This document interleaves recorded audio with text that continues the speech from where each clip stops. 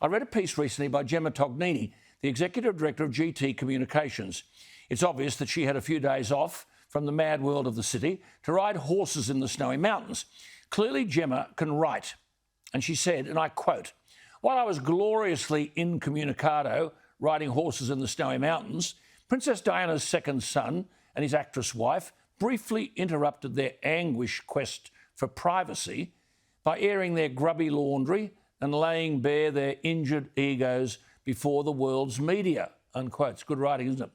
Gemma wrote, "It struck me how this couple, privileged, tin-eared and much aggrieved, presented as somewhat of a metaphor for many in their generation and those following, a cohort who've been coddled, placated and told that hurt feelings and differing views are the same as physical violence, who carry a palpable disdain for values and ethics that gave them everything, including the right to wallow in self-pity, who seemingly know the value of and the worth of nothing." As Gemma writes, plenty have dissected this interview, and that's not what I'm here for. I want to talk about what it represents more broadly. Well, it's worth hearing what Gemma thinks it's about, and I thought we'd hear from her tonight. It's a lovely story. Gemma, thank you for some beautiful writing, beautiful writing. You wrote about some outstanding young people, you say, quote, who unwittingly carried the kind of values anyone would be proud of. Tell us about them. Oh, Alan, thanks for having me along, and especially to talk about this trip. It was absolutely magic. As you say, I was blissfully incommunicado riding through the snowies, and I was with Cochrane Horse Treks, not a paid post. I paid for my trip and it was worth every cent. And the two young blokes that are working for the company, as I said in the piece, are 18 and 19 years old respectively. And you know how refreshing it is to hear young people, but in this case, young blokes talk about gratitude and talk about thankfulness. And over the course of this 5-day trip, you get to know each other pretty well because you're camping, you're in swags, and you're literally boiling your water to shower in on the campfire. Yes. It's nice and grounding, as you say, and so you get to know a little bit about each other. And neither of these young chaps come from a gilded upbringing. They've been, like I said in the column, they've been dealt, love and challenge in equal measure. And boy, has it produced some outstanding young men. It was just you use these words: mature, responsible, hardworking, and engaged in the world around them. And I love the word grateful.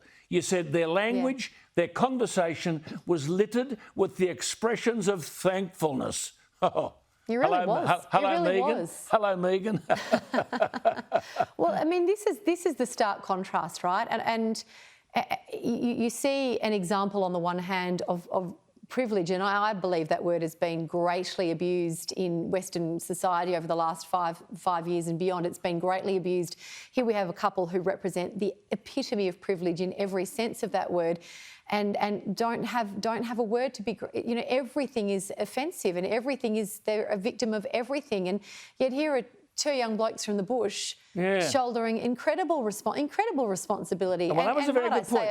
Very good point that you made. Sorry, Gemma, you made that point. You said the responsibility they carried was immense, especially in this day and age of litigation. I mean, these days, anything goes wrong, someone will sue you, eh?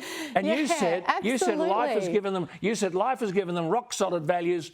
And on spending so much time with them, I began to understand why some of Australia's most prestigious schools send their students bush for a year, eh?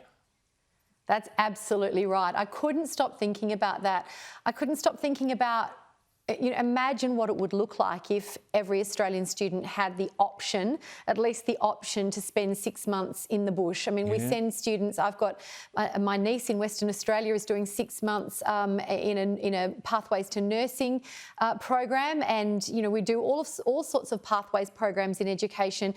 There is a reason why, the most wealthy families in Australia pay extra coin to send their kids to learn things they can only learn outside of the metro area. They can't learn them if they're ordering Uber Eats. They can't learn them when everything's on their fingertips. And I just, ask ourselves the question, particularly in this day and age, Alan, particularly with the challenges young people have got. And they do have different challenges from social media, from peer group pressure, the likes of which my generation didn't have. We've got a solution that's at our fingertips. It's our own backyard. It's the bush. It's bush values.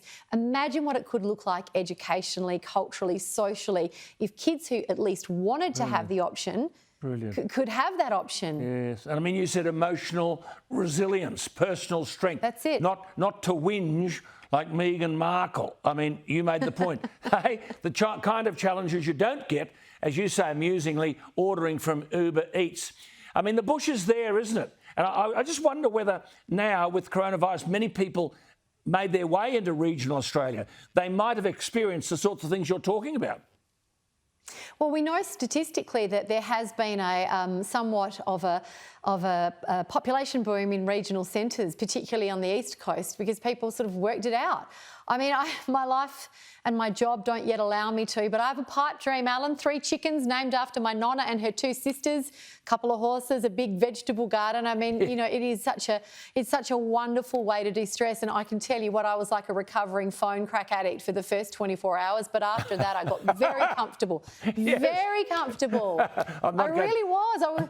I'm not going to ask you what part. I'm not going to ask you what part hurts most, but most probably the backside. The one bit I loved when you said, you know, the man from Snowy River. I just wish our kids at school were taught the poem, The Man from Snowy River, and understood those values. Buy the movie. Go and have a look. That's what you're talking about. Hey, listen, lovely writing, beautiful thoughts. Thank you. Very, very important that value system is shared. Lovely to talk to you, Gemma. There she is, Gemma Tognini.